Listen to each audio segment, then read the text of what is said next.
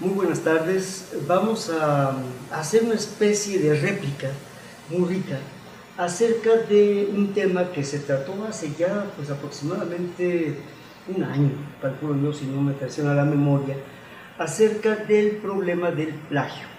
Yo grabé en ese entonces una cápsula, pues también de alrededor de 45-50 minutos, en donde daba mi punto de vista acerca de este enorme problema, un problema académico que además no es un problema de México, de América Latina, es un problema mundial, ¿sí? Con lo cual, yo decía en ese entonces, me parece que eso apunta a una situación de las sociedades actuales y del mundo entero, planetario, el problema.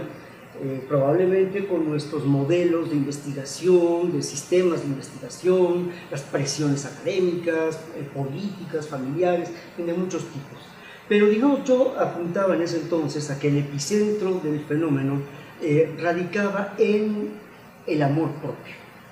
Y yo hablaba de que solo una persona con un amor propio bien cimentado podía evitar el escollo del plagio, porque diciendo, bueno, yo ya sé que fulano o mengano dijo muy bien estos asuntos en tal o cual libro o artículo, y yo quisiera, francamente, decirlo yo, por mí mismo, y entonces eso automáticamente pone una barrera a la hora de plagiar, ¿sí?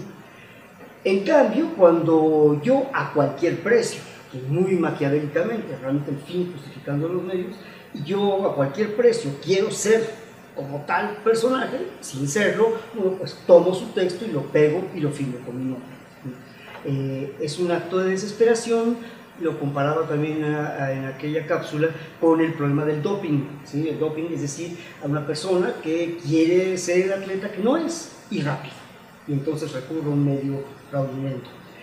Cuando hay otro camino, mucho más arduo, por supuesto, que es el del entrenamiento sostenido y tal, donde la persona en efecto puede llegar a ser quien nunca se sospechó que podría ser, pero a través de un esfuerzo, y entonces eso es perfectamente válido.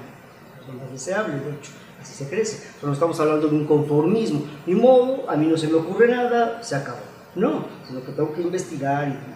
Entonces, bueno, la razón por la que nos reunimos ahora es a partir de aquello y con nuevas ideas, por supuesto, aportar a un debate acerca de este tema. Y entonces aquí nos hemos reunido, aparte de un servidor, personas que proceden del ámbito de la psicología, de la antropología social y la comunicación y de la antropología. Además, aclarando que aquí el profesor Roberto, él está directamente metido, dijéramos, en la brecha, descubriendo este tipo de asuntos, ¿no? Porque yo lo veo y lo analizo pues como un problema de corte epistemológico, pero no es que no sea válido, pero sí es diferente a la hora de ir cayendo en la cuenta, a veces muy rápido, a veces poco a poco, de que eso no puede proceder de la pluma que pretenden, y es una situación verdaderamente conflictiva, no es una cuestión nimia. Entonces, bueno, pues yo invito aquí a los compañeros a que debatamos sobre este punto. Creo que difícilmente vamos a llegar nunca a la última palabra, pero sí hay mucho que añadir y aportar. Entonces, no sé. ¿Qué le parece? Bueno, a mí me gustó mucho esa reflexión que hace el profesor cuando es el amor propio, ¿no? Esa frase, cuando yo vi ese documental, esa cápsula, no la tengo muy presente ahorita, pero esa parte en particular me quedó me marcó, ¿no?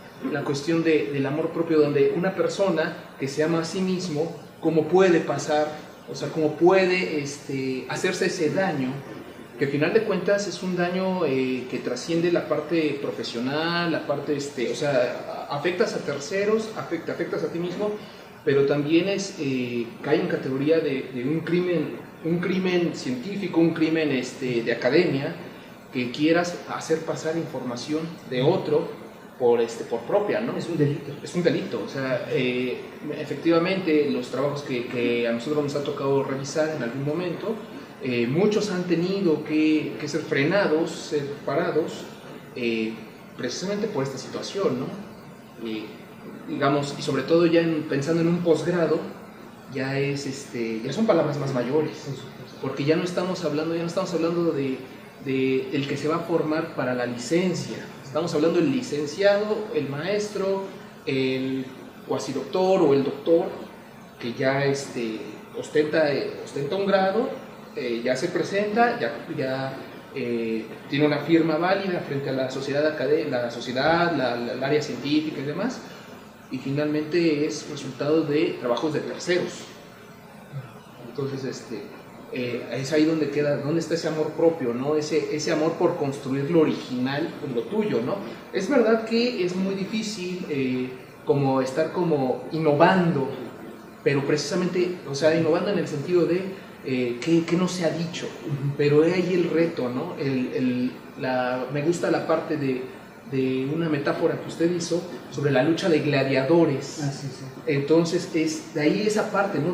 Donde se pelea, yo lo veo de esta manera, la parte empírica con la parte teórica, y se ponen como de acuerdo e innovamos en un nuevo punto, ¿no? Eso es bien importante. Además, lo que evoca el doctor es cierto.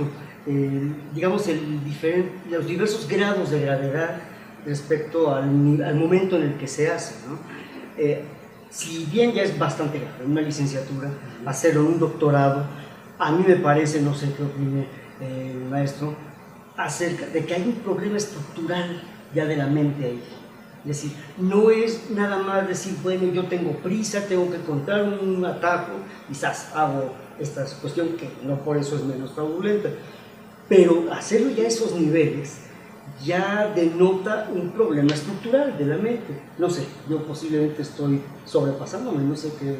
Bueno, yo creo que aquí cabría distinguir si es que el plagio, en dos tipos de plagio podríamos decir. Porque existe un plagio inconsciente. Por ejemplo, en el año 1902, Jung, cuando hace su tesis de doctorado sobre la psicología y la patología de los fenómenos ocultos, tratando de investigar sobre si existía o no esta chica que era una medium que hablaba con espíritus, descubre que ella tenía en su inconsciente mucha información, de la cual evidentemente no era consciente. Y esta le permitía hacer cierto tipo de aportaciones. Inclusive algunos textos también se conocen de grandes autores, como Nietzsche en algún momento, en Así habló Zaratustra, que hay todo un pedazo de texto que se dice que fue leído por Nietzsche cuando era muy pequeño y que él evidentemente no lo recordaba, pero investigaciones dieron con que la hermana de Nietzsche decía, sí, nosotros de pequeño leímos tal cuento, y era la comparación exacta, o sea, había una cuestión de inconsciencia en el acto de plagiar. Ahora, el otro ámbito sería quizás ya el que tiene rasgos yo me animaría a decir de ciertos rasgos de perversión, o sea, ya deliberadamente ir y con la conciencia tomar un texto y copiarlo y ponerlo como que fuera propio. Ahí habría que entonces analizar un poco más profundamente la estructura familiar que se ha aprendido en el hogar, y bueno, la parte social y todos los otros elementos también, pero como mi especialidad va por la psicología y quizás la familia, sí sería interesante saber qué aprendió ese niño, qué observó, porque se dice que uno aprende más de lo que observa de la familia que de lo que la propia familia le dice. Entonces, ¿qué observó en esa familia? Y sobre todo, ya yéndonos un poco más al lado psicoanalítico, cómo es la relación de ese sujeto con el padre, que normalmente es la figura de autoridad. Porque cuando se transgrede la autoridad, es una transgresión inconscientemente hacia la figura del padre, ¿no? Hablando familiarmente y psicoanalíticamente. Entonces habría que hacer una distinción, ¿no? ¿Fue un plagio a conciencia o fue un plagio que se dio producto de no recordar y creer que esas ideas plasmadas en el texto eran propias? Aunque también existe, me parece, una tercera posibilidad, y es que a fuerza de repetir el hecho, o sea, se pueda llegar al nivel de la inconsciencia, es decir, que ya ni lo piense y lo haga automáticamente. Y quizá esas dos, la parte inconsciente y esta segunda, como que es menos penalizada, sí, porque vaya pues, o sea, ¿cuántas veces nos ha pasado que leemos tanto un documento o lo hemos pensado tantas veces que ya no nos lo apropiamos, pero lo vemos o lo manifestamos de otra manera, ¿no? Sí.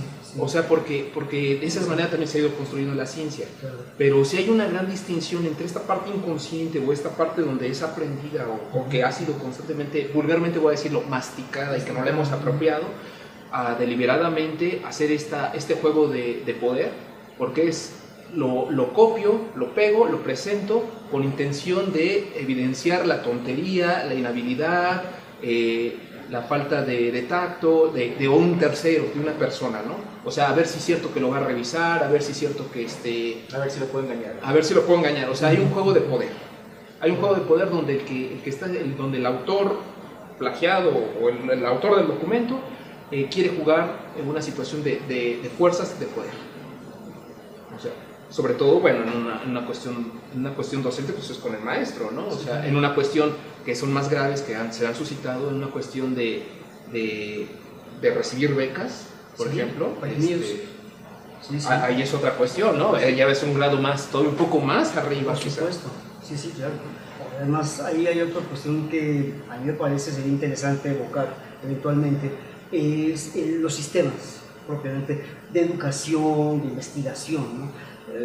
Yo lo viví años en filosofía, donde se les pide a los estudiantes de veras una cantidad de ensayos tales que dicen, y esperan los profesores que los ensayos tengan cierto grado de originalidad. Es un ritmo de producción que nadie en su sano juicio podría sostener. Entonces, mal hecho por el plagio, obviamente, pero también yo diría que igualmente mal hecho por parte de esos sistemas que exigen unos tipos de respuestas que son inhumanos. Entonces, ante el miedo a fracasar en ese sistema, la persona hace lo que sea necesario, ¿no? Y entonces eso, se consigue un texto. Digo, aquí hay una anécdota que comento porque realmente fue casi candorosa, ¿no? Aunque al personaje le costó la expulsión de la universidad, pero porque ya había una historia previa que ignoraba, pero me entrega un ensayo y era un chico más bien mediocre en su desempeño en clase, pero cuando voy leyendo el texto, pero como por ahí de la quinta página, o sea, yo decía, esto está bien, estaba hablando sobre los agujeros negros, la filosofía que puede relacionarse con eso, y entonces de pronto sale una frase donde dice, porque yo ya en primera persona del singular, ya he efectuado varias veces el cálculo de la entropía en el disco de acreción de un agujero negro. Ahí fue cuando di yo un paso atrás, ¿no? Conozco ese cálculo, es un cálculo rabiosamente difícil y complejo, y ahí fue cuando me di la tarea. El personaje se había plagiado un artículo enterito de Stephen Hawking. Yo cuando lo vi, le dije, oye, fulano, tengo que aclararte aquí este punto. Pues dice, es que es una autoridad en agujeros negros. Pues sí, ya lo sé que sí, pero no logró nunca ver el error, ¿no? Y eso sí me puso muy triste porque me hubiera gustado, ¿no? que el personaje reconociera. Creo que si hubiera reconocido, yo sin ningún problema le hubiera dicho, ¿sabes qué? Vuelve a hacer, y ya hacemos como... Pero no, se empeñó en que estaba bien, que era válido. Entonces, pues no puede proseguir. Es interesante, encuentro tres cosas que había pensado previamente, pero creo que se han manifestado aquí.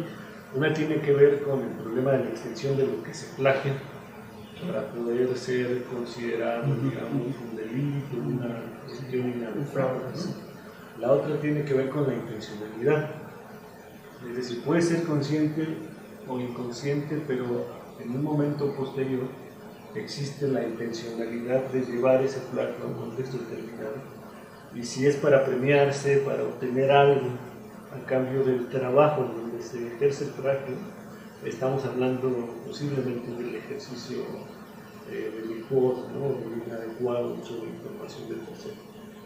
Y el último es el de si esta persona es capaz de justificar el motivo del uso de esa información.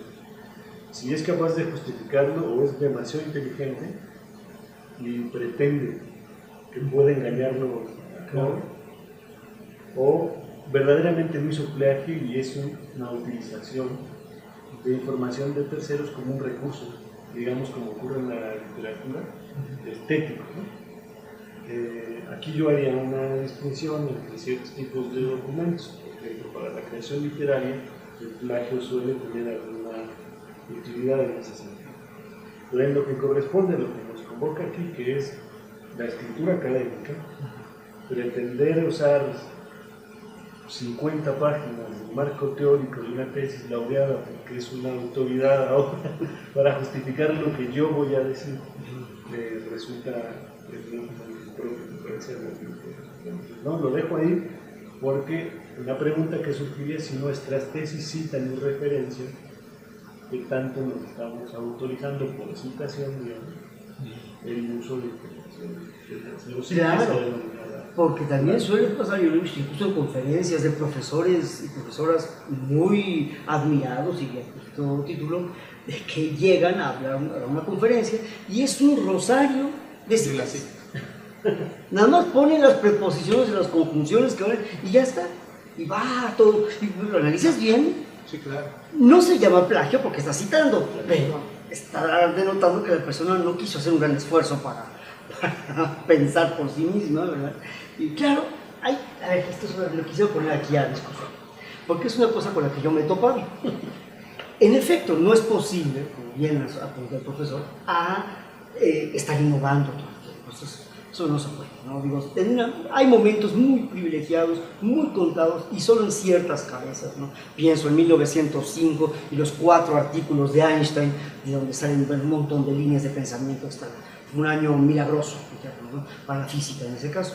Pero entonces no podemos pretender estar creando todo el tiempo, pero, pregunto yo, ¿podríamos hablar de originalidad en la manera muy peculiar en la que se recurre a ciertas citas o a ciertos pensadores y que se pongan juntos de una manera original?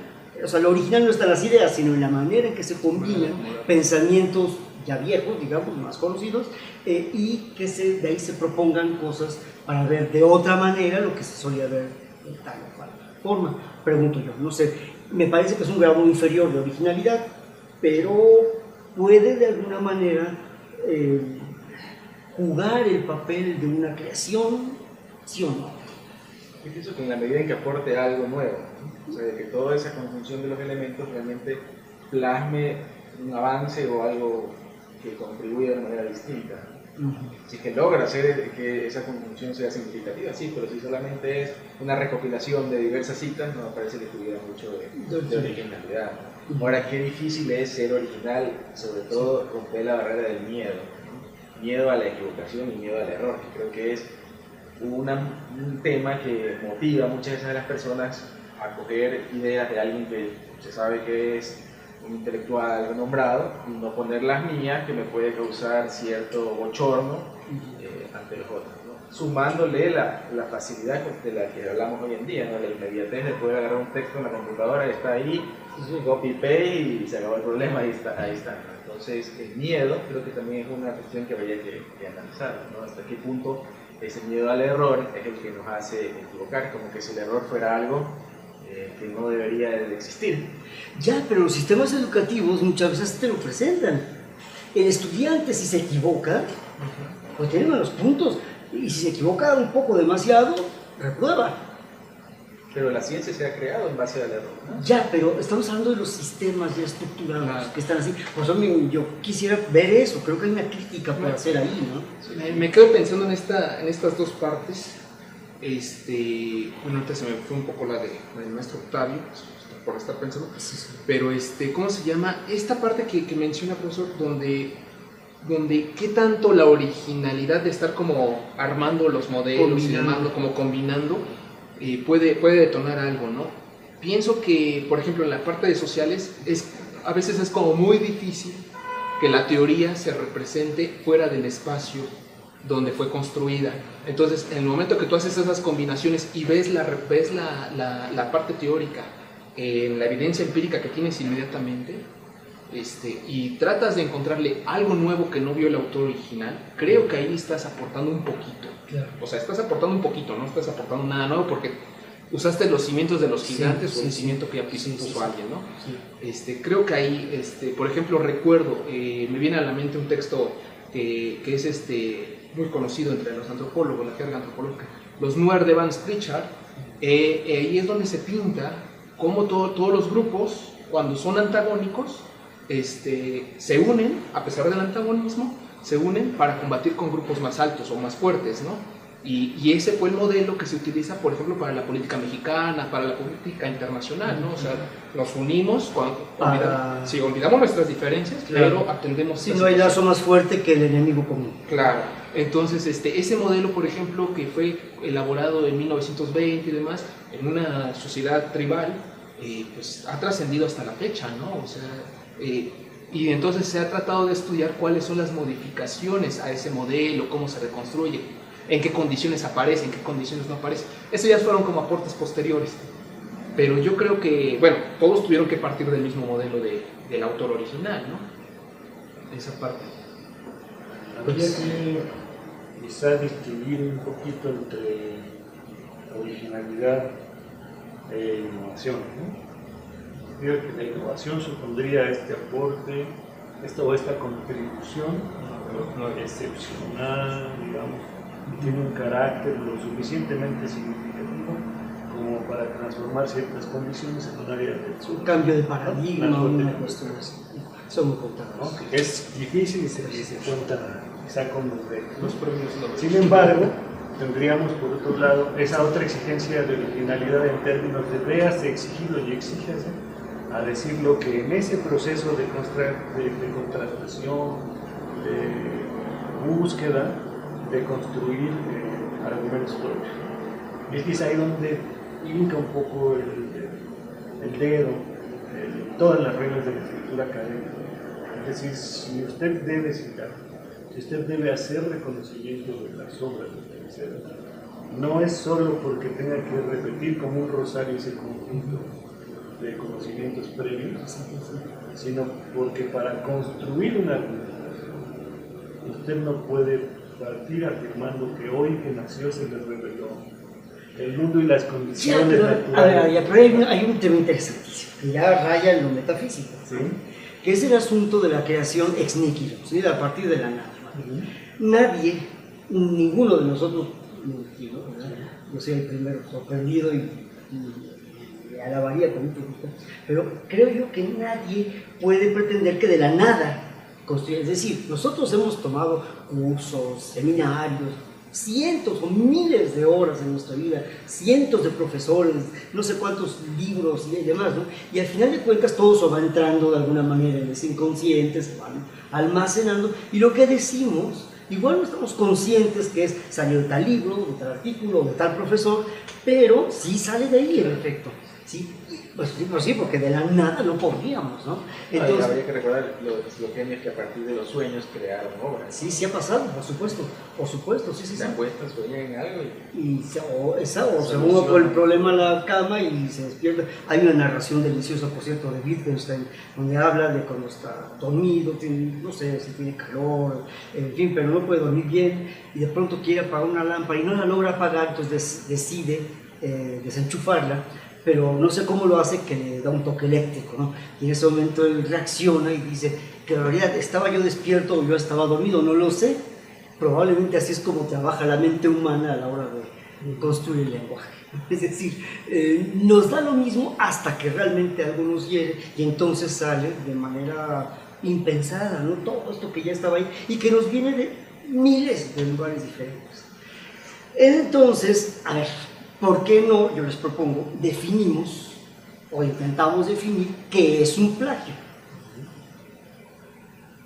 No, porque, no sé, es como si yo dijera una palabra, el tiempo, y pongo entre paréntesis, Macbeth, acto tercero, escena segunda, porque seguramente puede pasar el tiempo. Ya bueno, sí, lo dijo Shakespeare, pero eso no quiere decir que la palabra o la frase, el tiempo, sea shakespeariana, ¿sí me entienden? O sea, así cada palabra tendría que ser citada con respecto a algo, ¿no? Entonces, ¿a qué llamamos plagio? Yo le veo ese elemento de juego de poder, ¿no? De la Para ser llamado plagio, yo le veo esa parte, ¿no? La intencionalidad, exacto. Pero sobre todo es una intencionalidad de jugar al poder. O sea, yo me atrevo a hacerlo, no porque estoy tratando de probar que te puedo engañar, es porque estoy consciente y estoy convencido que te voy a engañar, que que tengo un poder sobre ti y que puedo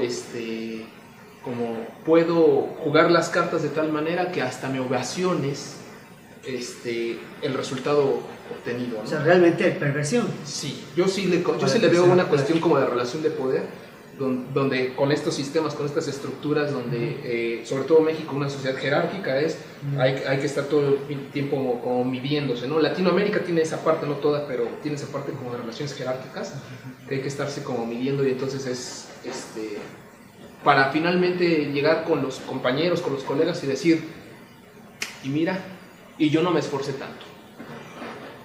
O sea, yo sí le veo una cuestión como de poder ahí. O sea, una intencionalidad de poder, de juego de poder. Entonces podríamos decir que se trataría, puedo quedar corto en algunas partes, pero se trataría del uso deliberado de información o de documentos elaborados por terceros para superar en una circunstancia de poder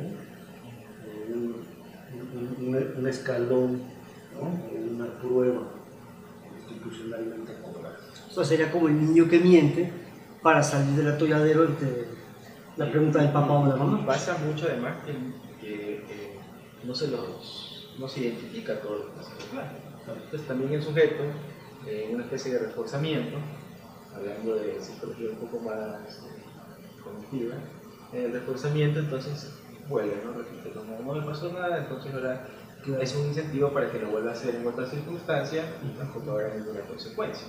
Entonces sabemos que el ser humano, si no hay una consecuencia a sus actos, entonces va a tender a repetirlo.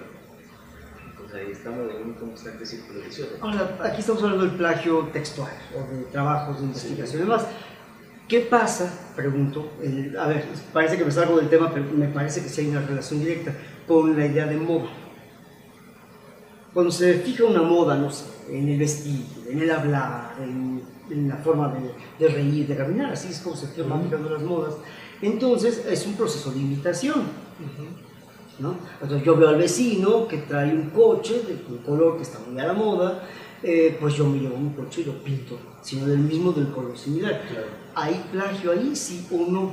En cuyo caso esto de estar montado permanentemente arriba de la ola parecería como que es un riesgo que conscientemente se corre, no importa si se plagia, con tal de que yo esté arriba de la ola y me vean. Pues yo lo veo, bueno, ahorita con este ejemplo me recuerda, vamos a plagiar un texto, me recuerda un poco la parte del artículo de Bourdieu, ¿no? Cuando habla quién inventó a los creadores, que precisamente habla de la moda, ¿no? Y que finalmente él empieza a dibujar, bueno, el creador, la empresa construye X ropa con X color, con X condiciones, porque alguien se lo dijo, bueno, ¿quién le dijo eso?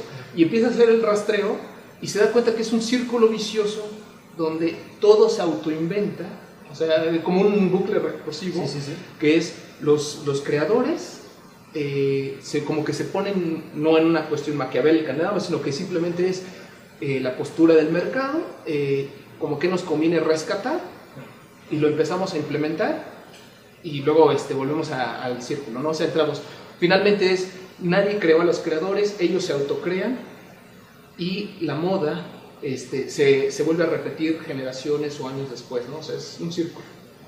Entonces me viene un poco eso a la mente, ¿no? Claro. Porque, por ejemplo, el caso contrario es los artistas. ¿Por qué es valioso un Van Gogh? ¿Por qué es valioso un Da Vinci? O sea, porque son únicos.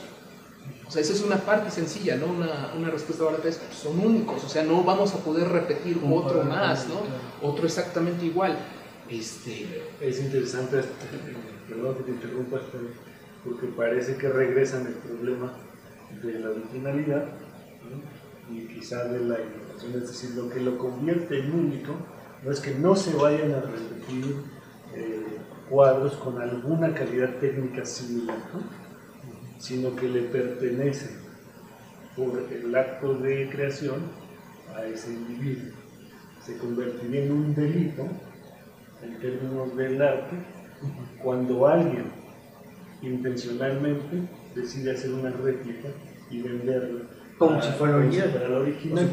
Hay quizá una relación directa en esta ansiedad por el plagio que no tiene tanto que ver con la intertextualidad o la semiosis eterna, ¿no? Esta idea de que hay mucha información, esa información nos supera en términos de control, en términos de tener toda la información necesaria para decidir, generar algún producto, y la propiedad.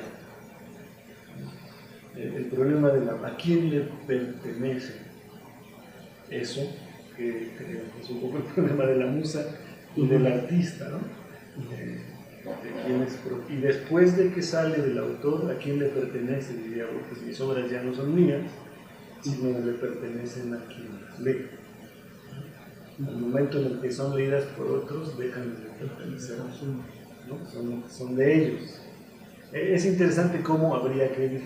Yo haría una pequeña distinción para utilizar mi alma entre lo que sería esta semiosis eterna, las capacidades intertextuales o interconectivas de transformación, el sujeto involucrado en ese gran sistema, ¿no?, de las interconexiones, justo por él, por su intervención, posiblemente que se generan esas interconexiones. Bueno, y no, entonces lo que están diciendo apuntaría, pregunto, a que el cerebro humano, con su muy peculiar y única forma de ver el mundo y las cosas, a pesar de que hay una enorme variedad de visiones, está llegando a su límite y que ya no hay realmente otra manera de decir las cosas. Entiendo que habría que considerar el hecho de cómo responde la sociedad o los otros ante la innovación o lo que es distinto. No siempre la sociedad responde bien ante lo que es distinto o diferente. No solamente ahora, sino yo creo que siempre ha sido así. Entonces, difícil que alguien rompa sus miedos en pro de una creación cuando sabe que va a ser censurado o que va a ser mal visto por otros o va a ser objeto de burla por otros. Entonces, muchas veces el conformismo se reduce a, bueno, voy a tomar lo que ya está. Tomar lo que ya está y con eso juego a lo seguro, de paso si puedo engañar al otro lo engaño y yo sigo en el camino pasado, ¿no? Entonces, es difícil ser original en estos tiempos y habría que ver en qué medida las personas nos aprenden a hacer. ¿Cómo vería usted entonces el caso de un Edgar Allan Poe que se drogaba para poder imaginarse todas esas cosas locas que escribía? ¿En qué sentido? ¿Es válido eso? Me parece que no se debe llegar a la creatividad de esas formas. Hay muchas formas de ser creativo. Esa es una forma que, si bien te hace creativo, también es destructiva a la vez, ¿no? Destructiva con el alma, con el cuerpo y otras cuestiones que habría que conversar, ¿no? Pero a la creatividad se puede llegar por otros lados. No es fácil ser creativo, no es fácil, se requieren muchos conocimientos y a partir de ellos ponerle tu impronta, tu sello para así hacer una contribución. No creo que no sea posible, creo que existe la posibilidad aún de contribuir, de ser creativo y de aportar a la ciencia. Pero hay que ver cómo se lo hace. Se lo va a hacer con el engaño, se lo va a hacer con la sinceridad, a pesar de que a veces ciertas personas pueden ser muy críticas, ¿no? Y le ha pasado a grandes pensadores en la psicología, se me ocurre Jung, por ejemplo, que Carl Jung, un psicoanalista suizo con grandes ideas, pero que en su época, cuando se separó del círculo freudiano, fue objeto de las más duras críticas, y hasta ahora hay muchos psicoanalistas que lo ven como que fuera el demonio, ¿no? Sin embargo, muchas de sus aportaciones son valientes. Es difícil innovar porque está en juego esto, ¿no? ¿Hasta qué punto me arriesgo a pasar de la seguridad que me representa el plagio a la exposición que me representa innovar y que se vean mis errores? Porque todos los tenemos al momento de crear algo, ¿no? Obviamente que en los errores también se basa la ciencia, se fundamenta la ciencia, y eso es algo que muchas veces en las edades escolares no se pone en cuenta. Entonces desde pequeñitos nos van diciendo, cuidado, vas a hacer algo que por bien sea tuyo, pero está mal hecho, entonces la censura inmediata. Hay otro elemento también a considerar, ¿no? Por eso hablaba de la estructura familiar. Si una familia te da la suficiente fortaleza o tú aprendes en la interacción familiar de los padres o tu relación con tu padre a tener confianza, también la parte materna puede generarte mucha confianza como para la producción en todo ámbito. Vas a arriesgarte el día de mañana a hacer algo por tu propia cuenta, a pesar de que en tu infancia o en tu colegio te hayan ciertos profesores te hayan puesto obstáculos, barreras que te digan, no puedes hacer algo que no sea lo que ya está aceptado por todos. Entonces, ahí el problema, pienso yo, uno de los tantos problemas de ser original, pero de que se pueda aportar, para mí se puede. Más bien no estaríamos viendo en esta parte que mencionas, como las mafias académicas donde bueno, mencionabas el caso de Jung, ¿no? O sea, me viene en la mente cuántos grupos de mafias académicas los alumnos critican al profesor, o sea, ya personas, investigadores consolidados, ¿no? Lo critican después de muerto, porque mientras estuvo vivo, Sí, sí. fue así de, no, o Sí, sea, ¿cuántos textos de esos no encontramos? Porque precisamente te volvías el paria Sí, sí. del gremio académico, ¿no? Y si a eso nos remitimos, por ejemplo, a la parte de la educación básica, estamos pensando en el lado de, digamos, ya los investigadores, ¿no? Pero bajemos esto al sistema educativo, podemos ver también de que a este sistema educativo pues está la televisión, están otros distractores que también van como en cierta manera acabando con esta poca, esta pequeña luz que nos queda para como acercarnos a un libro, para tratar de encontrar algo nuevo, para descubrir nuevos mundos y nuevos horizontes, ¿no? Yo me recuerdo, por ejemplo, que cuando yo estaba en mi tesis doctoral escribiéndola, para desempacharme de la misma teoría, yo me ponía a leer las novelas de Verne, ¿no? De Julio Verne. Y esas, a su vez, irónicamente, me ayudaban a pensar otra cosa, ¿no? Algo que no había visto, algo que estaba como muy latente, que, como decimos, ¿no? En las ciencias sociales todos lo conocemos, pero quien lo escribe se lleva las palmas, ¿no? O se lleva los regaños. Aquí hay un punto importante, que es este rollo esta cuestión del miedo, pues, que no es un artículo, que no es una conferencia, que no es una exposición, sino ponerse para que te tiroteen, o sea, ponerse para la crítica. O sea, ¿cuántos de nosotros nos hemos ido a una conferencia y sabes que lo que estás diciendo tiene réplica? O sea, tiene réplica. Entonces, pues ahí viene esa parte, ¿no? Y como que queda ahí, o sea, es lanzarse, ¿no? O sea, hace un momento hablaba de la cuestión de la propiedad, pero quizá antes el problema de la propiedad de la que si a mí me pertenece, por lo tanto yo te puedo exigir a ti, otro, que te detengas en el uso de determinada información y solicitar mi permiso. A la cuestión del reconocimiento, ¿no? Quizá en el fondo, cuando el doctor hablaba del problema del amor propio, el problema de reconocerme en eso que yo desearía que fuera dicho o y mi capacidad de resistir a la crítica de esos terceros, y entonces opto por algo conocido, válido, aunque ya no me reconozca yo mismo en ese punto final plagiado. Sobre todo si tiene un premio de más, ¿no? Un premio de más. Sí, es el lado perverso, es donde entra una de las otras. Es tan manejable este asunto de la perversión que ha pasado en varios casos en el que una persona tiene una idea original, la está, no sé, por sus escrúpulos, no se atreve a decirla, a publicarla, hasta que no tenga bien atados todos los cabos. Alguien conoce a esta persona, va, lo escribe y lo registra. Y ante la ley resulta que el plagiario es el que tuvo la idea.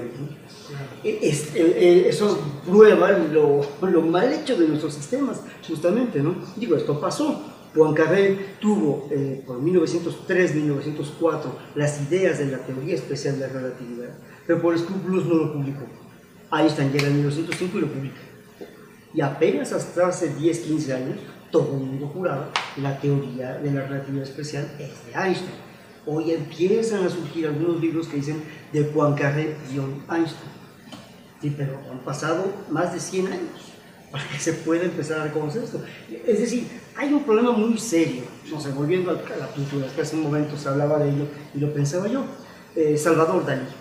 Salvador Dalí es un pintor plástico, un artista plástico genial en el manejo de la técnica pictórica. Yo creo que nadie pone eso, me parece, ¿no? Sin embargo, es mucho menos genial de cara a la creación de un estilo nuevo, eso que se le ha llamado surrealismo y tal. En realidad es un refrito de la pintura gótica que uno puede encontrar en Peter Bruegel el Viejo, en el Bosco o en algunos otros de esta época. A ver, yo me digo, no hay este juego que me temo pasa mucho, de creer que en la vida se tiene éxito solo en la medida en que se tiene un título profesional, en que se tiene un aplauso popular, en que se tiene un doctorado. Cuando, bueno, se lo decía hace un rato a un amigo por teléfono, digo, bueno, en mi casa en un momento dado puede ser mucho más útil y urgente la presencia de un buen plomero que de un buen físico nuclear, por muy diferente que sea la formación académica. Bueno, es que se puede ser muy exitoso en la vida siendo un buen plomero, y eso no es algo denigrante, pero la forma que tenemos metido en la conciencia, esta jerarquía de valores, nos ha metido en una competencia no solamente desleal, injusta, sino francamente falsa, ¿sí? A partir de un problema falso, ¿sí? Falsamente planteado, de que para tener éxito en la vida hay que tener una profesión, y hay que publicar, y hay que hacer este tipo de cosas, ¿no? Yo invito a la audiencia a que eche un vistazo en algunas partes de dos personajes que pienso ya ahora son realmente muy apropiados para esto. Uno es Paul Feyerabend, ¿sí? El Contra el Método, donde hace unas reflexiones muy agudas y muy cáusticas, creo que fundamentalmente, sobre la organización de los sistemas de investigación. Y el otro que también se va frontalmente contra ellos es Lakatos. Y Lakatos también tiene una crítica muy severa a toda esta cuestión de la forma en que se organizan los sistemas de investigación. Y yo sumaría un tercero, que iríamos con Pierre Bourdieu en Homos Académicos. Sí, también. Sí. Que ahí es la mafia del sistema. Sí, con esos tres se puede uno dar cuenta, no sin asco, de cómo están organizadas las cosas. No, sí, realmente es terrible, ¿no? Porque ¿qué pasa al final? Que hay gente que sin ser de gran valía académica, intelectual, ocupa grandes puestos, les va muy bien en la vida, y gente muy valiosa, muy trabajadora, que porque no tuvo esa chispa yo diría inteligencia, de saber moverse en esos marasmas, se quedó abajo. Y eso, bueno, a mí me parece terriblemente injusto, y creo que incluso puede dejar a la humanidad sin muchos productos de enorme valía, ¿no? Hay indígenas metidos en la sierra que muy probablemente han tenido ideas mucho más geniales que muchos miembros del Sistema Nacional de Investigación aquí en México, ¿no? ¿Y qué pasa? Pasan al anonimato total, porque que de hecho ahorita hay un problema grave, ¿no? Con esta cuestión de los indígenas.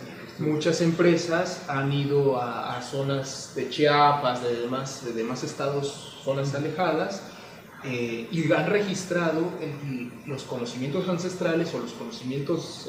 en su beneficio, obviamente. Claro, obviamente. O sea, ¿por qué? Porque de aquí sale la aspirina fulanita de tal, o de aquí sale esto, y ahorita están las patentes, ¿no? ¿Y cómo combates ese...? O sea, y están los nombres, ¿no? O sea, hay un estudio muy serio que lo hace una antropóloga, por ejemplo, en Brasil, ¿no? En México no nos quedamos tan atrás, o sea, donde las transnacionales patentan la sabiduría ancestral y la meten por propia, ¿no? Pues eso es un plagio. Eso es un plagio brutal, ¿no?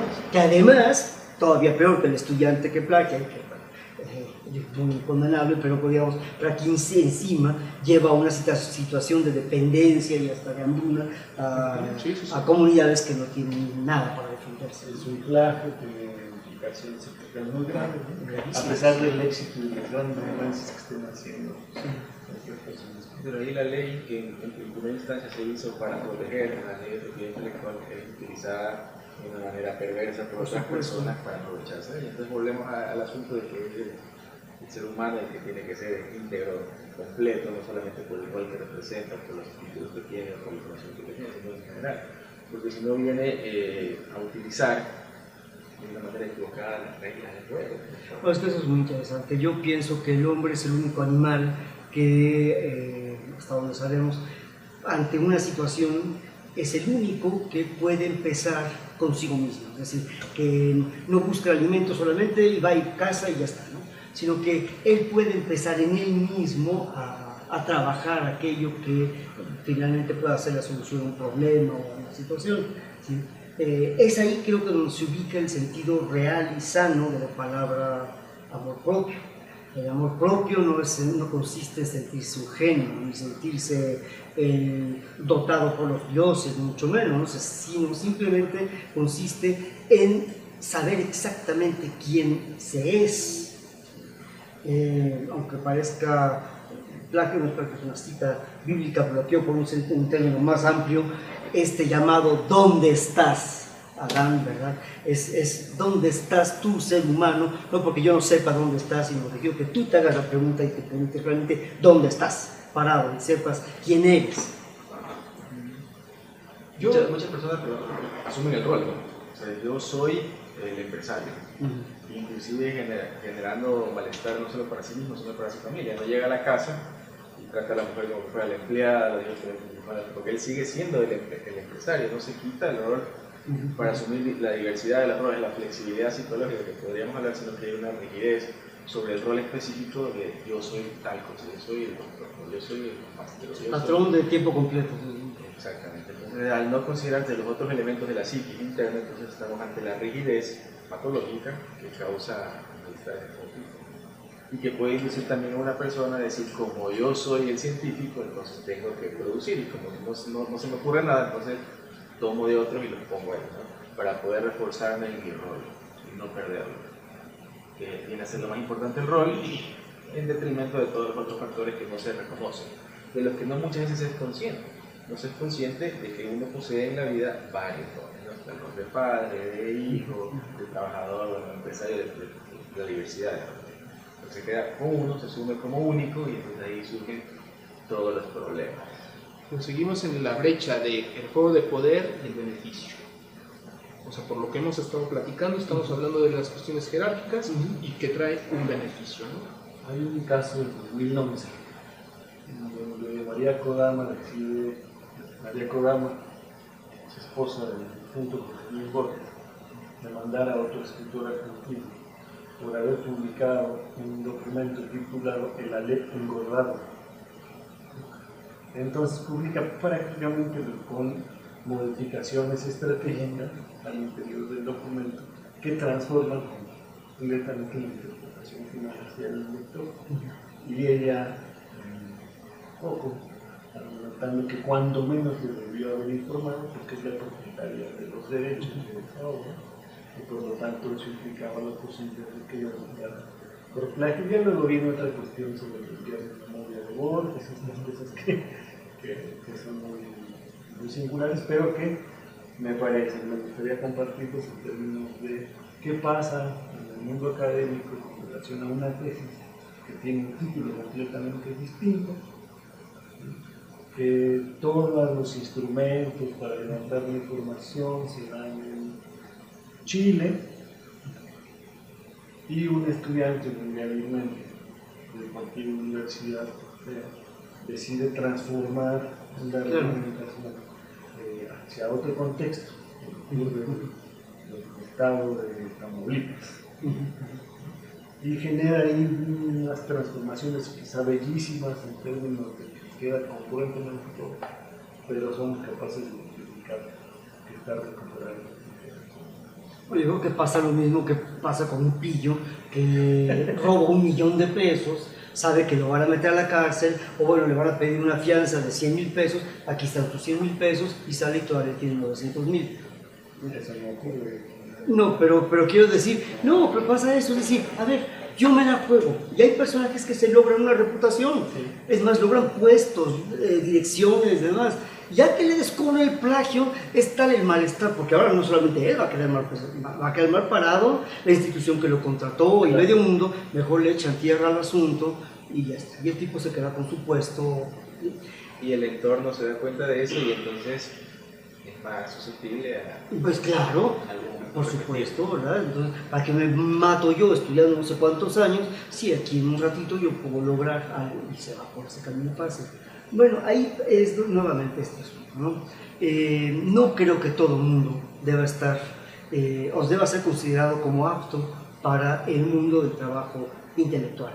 Si eso no convierte al trabajo intelectual, si lo quiero aclarar con todas sus letras, en algo superior. No, o sea, ser distinto no implica ser mejor, no es lo mismo. ¿Sí? Entonces, no es sinónimo directo, definitivamente. Entonces, creo que hay un punto muy importante, y es un asunto de vocación. ¿Y cómo se puede saber de la vocación? Sino a través de una introspección, de un conocimiento de sí mismo y de una aceptación de sí mismo. Yo eso sí creo que no hay un ser humano que no tenga aptitudes. Creo que todos, eso sí, aptitudes muy diversas, ¿no? Aptitudes posiblemente más básicas, pero aptitudes al fin. Entonces, nuestra sociedad debería ser mucho más honesta y dejar también de estar plagiando, porque cuántos países, por ejemplo en América Latina y en otras partes posiblemente también, están plagiando una forma de ver, de vestir, de hablar de Estados Unidos o de Europa o qué sé yo. Nos copiamos el modelo de educación, ¿no? Y son plagios completos, por supuesto, ¿no? Pero, bueno, viniendo al ejemplo que mencionas, Gustavo, yo pienso en el caso de la obra de Morand. Edgar Morand es un personaje extraordinariamente brillante que dedica varios años de su vida a investigar a fondo cómo trabaja la física, la química, las matemáticas, ciertos problemas, llamaríamos de ciencias de la complejidad. Y ya que él se penetra de aquello y ve que ahí hay cosas, ideas muy interesantes y muy ricas, tiene el atrevimiento de exponerse al importar muchas de esas ideas, obviamente modificándole lo que haya que modificar al área de las ciencias sociales. ¿Hablaríamos de un plagio ahí? A mí me parece que no. Es decir, estaríamos hablando de una persona que buscó su fuente de inspiración. Pero muy valiente, porque soy consciente del riesgo que me tomo en esta nueva vía. Pero es por eso. Entonces, ahí yo creo que hay una vena valiosísima para todo investigador y todo personaje, ¿sí? Que yo hoy lo estoy tratando de esta forma como el poliglotismo epistémico, ¿sí? La unificación del conocimiento no por el decreto de una lengua que sea la única válida, sino por el aprendizaje de tantas como se pueda, ¿sí? Porque no existe ninguna lengua, ninguna, en ningún plano, no me refiero al idioma hablado, sino la expresión del mundo, ¿no? Que sea privilegiada sobre otras. Todas tienen su especificidad, ¿sí? O mejor o peor. Entonces yo creo que más bien la unificación viene de aprender todas las que se puedan para poder incurrir el mayor número posible de terrenos de conocimiento, ¿no? Y en ese sentido, ahí sí es válido recurrir a terrenos otros que el propio para ver cómo se hacen ahí las cosas. Es un gran trabajo, por supuesto, y regresar a lo propio, reinterpretando, remodelando, qué sé. Y esto a mí me parece que es una forma original de trabajar.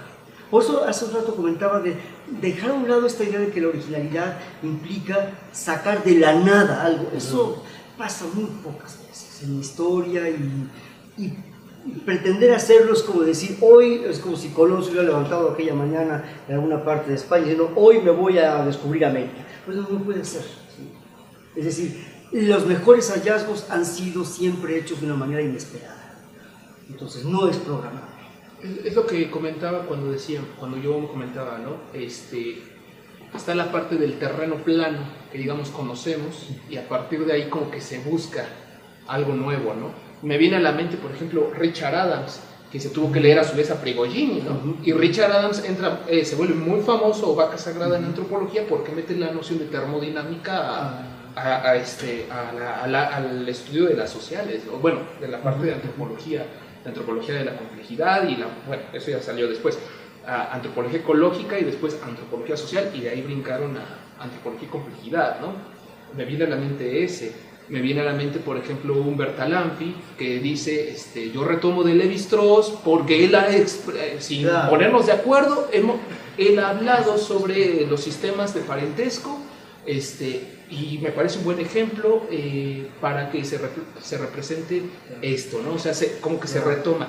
Lévi-Strauss en su obra no reconoce nada a Bertalanffy, pero sí reconoce, por ejemplo, un Durkheim, reconoce a un Moss, no sé si porque no conoció a Bertalanffy o no le caía bien o lo que sea, pero él a su vez reconoce a otros, ¿no? O sea, entonces ahí es lo que decíamos hace rato, está ya la parte del terreno como que alguien ya construyó algo, a fuerza. Y de ahí tuvimos que... Cuando Newton saca el principio de matemática, filosofía natural en 1786,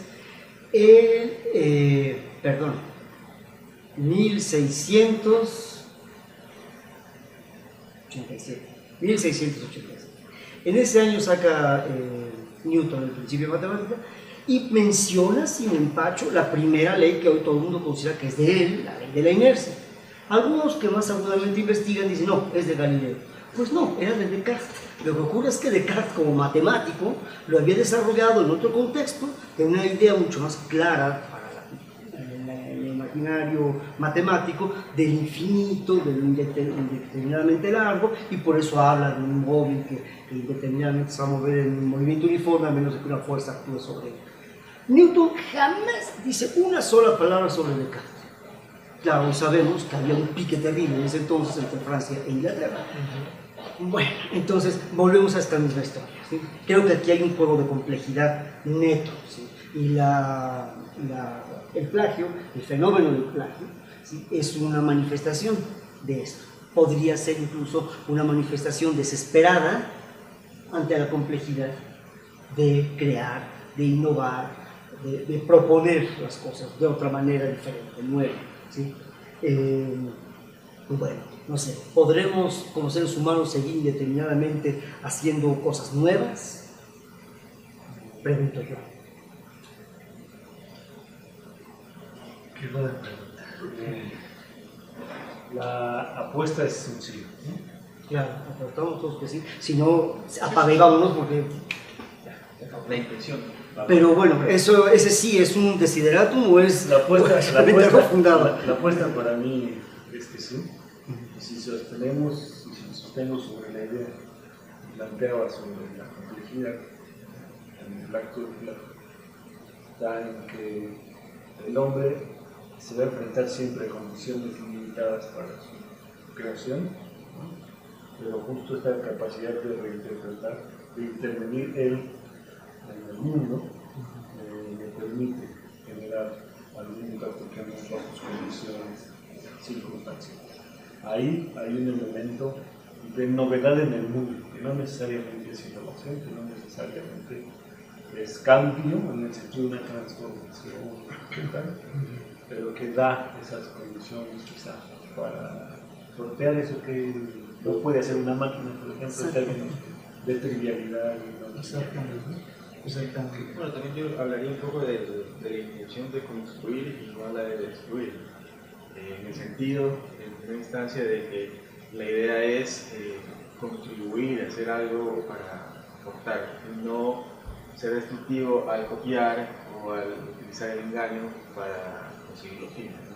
Cierto es que a veces hay que destruir un poco ciertas teorías para crear la tuya, ¿no? Pero no es el punto al que voy, sino no ser destructivo en el sentido de burlarse de los demás, de engañar a la comunidad científica con tal de el ser humano conseguir sus propios, lo que quiere conseguir. Entonces el ser humano tiene que ser constructivo y para eso está el amor que hablaba, del amor propio, el amor a sí mismo, el conocerse a sí mismo, conocer sus partes, pero no solamente hay que conocer las partes del exterior, ¿no? De las diferentes ciencias para luego hacerlas una unión, un conjunto, sino que hay que partir por conocer nuestras propias partes, nuestra propia psiquis, nuestra propia alma dividida en diferentes segmentos. Hace tanto hablábamos de los roles. Bueno, conocer todo esto para a partir de ello tener un conjunto suficientemente integrado para que entre en consonancia con aquel producto que se está creando.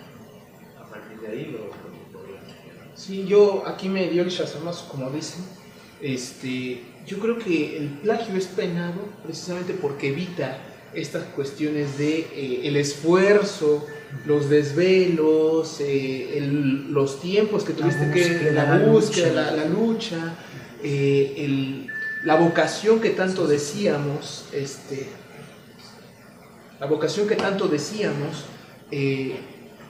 pero vuelvo a este punto que me gustó, ¿dónde estás? O sea, ¿dónde estás? O sea, ubícate dónde estás, haz tu viaje interior. Porque cuántas veces, seguro a nosotros nos tocó, o si no, a mí sí me tocó, está uno, lo que ya mencionaba, está uno durmiendo, 3, 4 de la mañana te paras porque tienes una idea y a escribir a la tesis, ¿no? 2 de la mañana y párate, ¿no? O sea, y a escribir. Resuelto ecuaciones diferenciales dormidos. Sí, porque tienes la idea. Entonces, esa es la parte de que penaliza, yo creo que ese es el sello que penaliza el plagio, que te apropias del trabajo de otro. A diferencia de esta parte que es destruir la teoría de, bueno, a ver, ¿es verdad lo que dice fulano o lo voy a comprobar? ¿No? O sea, un poco con la cuestión de Descartes. ¿Es realidad esto? Pero ya estás haciendo un trabajo para derrocar lo que posiblemente no es derrocable. Pero estás haciendo un trabajo. Acá en la cuestión del plagio, tu trabajo se limita a googlear, encontrar algo, imprimir, cortar, pegar, imprimir, entregar.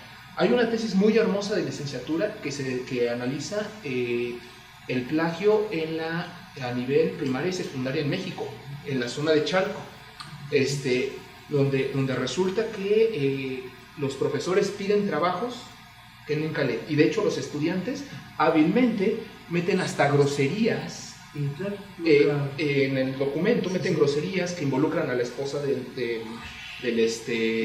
profesor y el trabajo, porque sacaron después un video, y el trabajo se evidencia que hasta el profesor felicita al estudiante por el gran desempeño que ha tenido. Probablemente sí lo leyó. Sí, claramente lo leyó. No, pero aquí lo que voy es el punto de que ese es el trabajo reducido, o sea, que no se compara con los desvelos, que uno está, como dice, ¿no? Yo he resuelto ecuaciones diferenciales durmiendo, como a cualquiera de nosotros nos ha pasado yo traía el modelo de parentesco cuando estaba en la licenciatura, ¿no? Y fulanito se casa con sultanita, bueno, va rápido, como en la licenciatura yo hice sobre genealogías de la parte de endogamia de barrio. Una vez estuve soñando que levantaba no menos de 15 genealogías en menos de 20 minutos, ¿no? Era así de, ay no, pues aquí ya cierro campo, ¿no? Entonces es esa parte, ¿no? O sea, yo creo que eso es lo que sataniza el plagio, que se esquiva todo ese trabajo. Claro.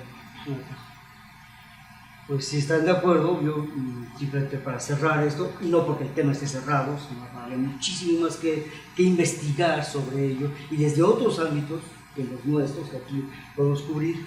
Bueno, pues haciendo un poco eco a esto último, creo yo que es cierto, ¿no? Cada ser humano, y en ello radicaría el amor propio, es, lo quiera o no, un embajador de toda la humanidad. Al ser un ser humano, él es un embajador de toda la humanidad. Si en él el esfuerzo por crecer intelectualmente fracasa, en él fracasa toda la humanidad.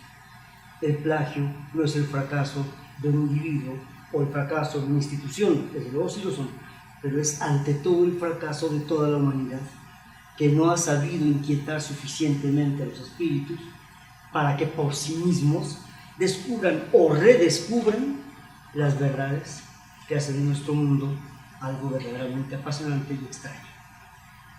Bueno, pues hasta otra ocasión. Muchas gracias por sus intervenciones y sus aportaciones. Muchas gracias.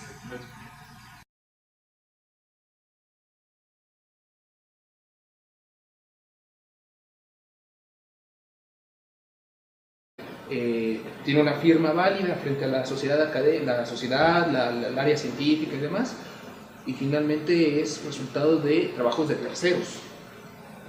Entonces, es ahí donde está ese amor propio, ¿no? Ese amor por construir lo original, lo tuyo, ¿no? Es verdad que es muy difícil como estar como innovando, pero precisamente, o sea, innovando en el sentido de que no se ha dicho, pero es ahí el reto, ¿no?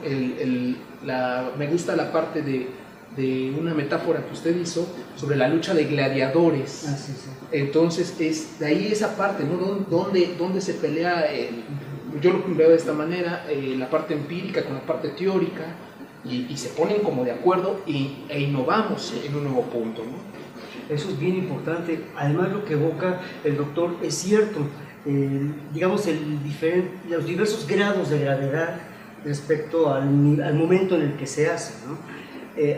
Si bien ya es bastante grave una licenciatura, hacerlo en un doctorado, a mí me parece, no sé qué opine el maestro, acerca de que hay un problema estructural ya de la mente ahí. Es decir, no es nada más decir, bueno, yo tengo prisa, tengo que encontrar un atajo, quizás hago esta cuestión que no por eso es menos fraudulenta, pero hacerlo ya a esos niveles ya denota un problema estructural de la mente. No sé, yo posiblemente estoy sobrepasándome, no sé qué. Bueno, yo creo que aquí cabría distinguir si es que el plagio, en dos tipos de plagio podríamos decir, porque existe un plagio inconsciente, del año 1900. Entonces, bueno, pues yo invito aquí a los compañeros a que debatamos sobre este punto. Creo que difícilmente vamos a llegar nunca a la última palabra, pero sí hay mucho que añadir y aportar. Entonces, no sé. ¿Qué le parece, doctor? Bueno, a mí me gustó mucho esa reflexión que hace el profesor cuando es el amor propio, ¿no? Esa frase, cuando yo vi ese documental, esa cápsula, no la tengo muy presente ahorita, pero esa parte en particular me quedó me marcó, ¿no? La cuestión del amor propio, donde una persona que se ama a sí mismo, cómo puede pasar, o sea, cómo puede hacerse ese daño, que al final de cuentas es un daño que trasciende la parte profesional, la parte, o sea, afectas a terceros, afectas a ti mismo, pero también cae en categoría de un crimen científico, un crimen de academia, que quieras hacer pasar información de otro por propia, ¿no? Es un delito. Es un delito, o sea, efectivamente los trabajos que a nosotros nos ha tocado revisar en algún momento, muchos han tenido que ser frenados, ser parados, precisamente por esta situación, ¿no? Digamos, y sobre todo ya pensando en un posgrado, ya son palabras más mayores, porque ya no estamos hablando del que se va a formar para la licencia. Estamos hablando del licenciado, el maestro, el cuasi doctor o el doctor que ya ostenta un grado, ya se presenta, ya Todos los medios. Yo a cualquier precio quiero ser como tal personaje, sin serlo, bueno, pues tomo su texto y lo pego y lo firmo con mi nombre. Es un acto de desesperación. Lo comparaba también en aquella cápsula con el problema del doping, ¿sí? El doping, es decir, a una persona que quiere ser el atleta que no es y rápido, y entonces recurre a un medio fraudulento. Cuando hay otro camino, mucho más arduo, por supuesto, que es el del entrenamiento sostenido y tal, donde la persona en efecto puede llegar a ser quien nunca se sospechó que podría ser, pero a través de un esfuerzo, y entonces eso es perfectamente válido, es lo más deseable, de hecho. Así se crece. No estamos hablando de un conformismo. Ni modo, a mí no se me ocurre nada, se acabó. No, sino que tengo que investigar. Entonces, bueno, la razón por la que nos reunimos ahora es a partir de aquello y con nuevas ideas, por supuesto, aportar a un debate acerca de este tema. Y entonces aquí nos hemos reunido, aparte de un servidor, personas que proceden del ámbito de la psicología, de la antropología social y la comunicación y de la antropología, además aclarando que aquí el profesor Roberto, él está directamente metido, dijéramos, en la brecha, descubriendo este tipo de asuntos, ¿no? Porque yo lo veo y lo analizo pues como un problema de corte epistemológico, pero no es que no sea válido, pero sí es diferente a la hora de ir cayendo en la cuenta, a veces muy rápido, a veces poco a poco, de que eso no puede proceder de la pluma que pretenden, y es una situación verdaderamente conflictiva, no es una cuestión nimia.